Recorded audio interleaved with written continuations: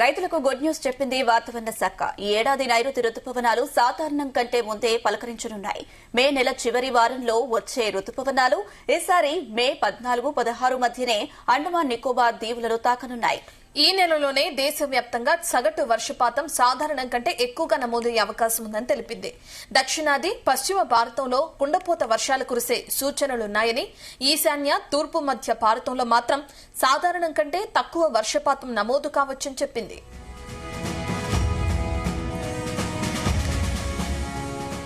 ఇదే అంశానికి సంబంధించి మరిన్ని అప్డేట్స్ మా ప్రతినిధి యాకేష్ అందిస్తారు.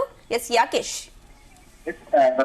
తెలంగాణ దేశవ్యాప్తంగా ఈసారి ఋతుపవనాలు ముందుగా విస్తరించే అవకాశం కనిపిస్తోంది. దీనికి సంబంధించి వాతావరణ శాఖ ఇప్పటికే నైరుతి ఋతుపవనాలకు సంబంధించి ఒక ప్రకటన కూడా చేసింది. మే నెల చివరి వారంలో వచ్చేటువంటి ఋతుపవనాలు ఈసారి మే 15-16 మధ్యలో అండమాన్ నికోబార్ దీవులను తాకే అవకాశం ఉన్నట్లు చెప్తా ఉంది. ఈ నెలలో దేశవ్యాప్తంగా సగటున వర్షపాతం సాధారణ కంటే ఎక్కువ కూడా నమోదయ్యే అవకాశం ఉందని చెప్తా ఉంది. దక్షిణాది పశ్చిమ భారతంలో కూడా కుండపోత వర్షాలు కురిసే సూచనలు ఉన్నాయని కూడా పేర్కొన్నటువంటి పరిస్థితి. ఈశాన్య తూర్పు మధ్య భారతంలో మాత్రం సాధారణం కంటే తక్కువగా వర్షపాతం నమోదు కావచ్చు అని చెప్తా ఉంది. అయితే గత ఏడాది కంటే కూడా ఈసారి ఎండల తీవ్రత ఎక్కువగా ఉంది. దీంతో ప్రజలు అల్లాడిపోతున్నటువంటి పరిస్థితి కనిపిస్తా ఉంది. మే మొదటి వారం నుంచి ఇంకా ఎండల తీవ్రత పెరిగినటువంటి నేపథ్యంలో ఎప్పుడైతే ఎండలు ఎక్కువగా ఉంటాయో దాని తర్వాతకి వర్షాల ప్రభావం కూడా అంతే స్థాయిలో ఉంటుందని వాతావరణ శాఖ ప్రతి సంవత్సరం చెప్తా వస్తుంది. ఈ సంవత్సరం కూడా అదే పరిస్థితి కనిపిస్తా ఉంది.